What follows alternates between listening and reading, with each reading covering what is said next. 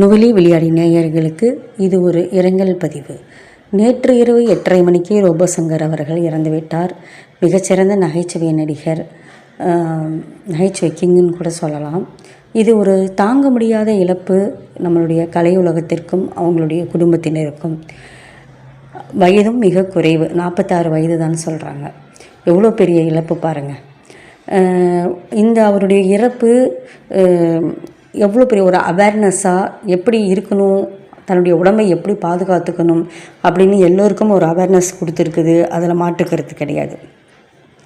அவருடைய துக்கம், அவருடைய இறப்பு, அவருடைய இழப்பு அவங்களுடைய குடும்பத்தினருக்கு தாங்க முடியாத ஒரு இழப்பு. அதுலேயும் மாற்றுக்கிறது கிடையாது. நம்மளுடைய கடமை அவங்களுக்கு ஆழ்ந்த இரங்கல்களை தெரிவிப்பதும் அவருடைய ஆன்மா சாந்தி அடைய வேண்டுவதும் தான். ஆனால் மீடியாக்காரங்க சுற்றி அவங்களுடைய அந்த துக்கத்தை அனுபவிக்கிறது கூட, அவங்களுடைய துக்கத்தை தேற்றிக்கொள்வதற்கு கூட விட மாட்டேங்கிறாங்க.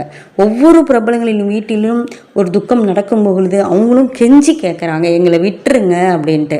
ஆனால் இந்த மீடியாக்காரங்க மீண்டும் மீண்டும் மீண்டும் அவங்க அந்த வீட்டுக்குள்ளார போகக்கூட விடாத அளவுக்கு நெருங்கிய உறவினர்களே, அவங்களுடைய பிள்ளைகள், மனைவிகள், கணவன்கள், இப்படி அவங்களே அவங்களுடைய உடலுக்கு அருகில் போய் அவங்க அழுவுறது கூட விடாமல் அவ்வளோ கேமரா எதுக்குன்னு எனக்கு தெரியல. நமக்கு சாதாரணமாக வியாபாரத்தில் கூட வியாபார தர்மம்னு ஒன்று இருக்குது. மீடியாக்களுக்கு என்ன தர்மம் சொல்லுங்கள்? நாட்டில் நடப்பவற்றை எல்லாருக்கும் மக்களுக்கு எடுத்து சொல்வது தான். அது ஏதோ ஒரு வடிவத்தில் நீங்கள் செய்தியாக சொல்லலாம், இல்லை ஒரு பேச்சாக சொல்லலாம், ஆடல் பாடலாக சொல்லலாம், எப்படி வேண்டுமானாலும் சொல்லலாம். ஆனால் நீங்கள் என்ன செஞ்சுக்கிட்டு இருக்கிறீங்க? ஒரு செய்தி சேனல்னு சொல்லிக்கிட்டு எல்லாரும் போயிட்டு அவங்கள சுற்றி சூழ நின்றுக்கிட்டு அத்தனை லைட்டு போட்டு அத்தனை கேமரா வச்சு மைக்கி வச்சு அவங்க என்ன செய்வாங்க? பாவம், அவங்களெல்லாம் ஏன் இப்படி போட்டு இது பண்ணுறீங்கன்னு எனக்கு புரியல. எவ்வளோ பெரிய துக்கம் சொல்லுங்கள். எத்தனை தடவை அவங்க சொல்கிறாங்க. நான் அரசாங்கத்திடம் கெஞ்சி கேட்டுக்கொள்கிறேன், நுவலி விளையாடியின் சார்பாக, இனிமேல் எந்த ஒரு பிரபலத்தின் இறப்பு வீடுகளிலும் எந்த ஒரு ஊடகமும் கேமராவை எடுத்துக்கிட்டு போகக்கூடாது.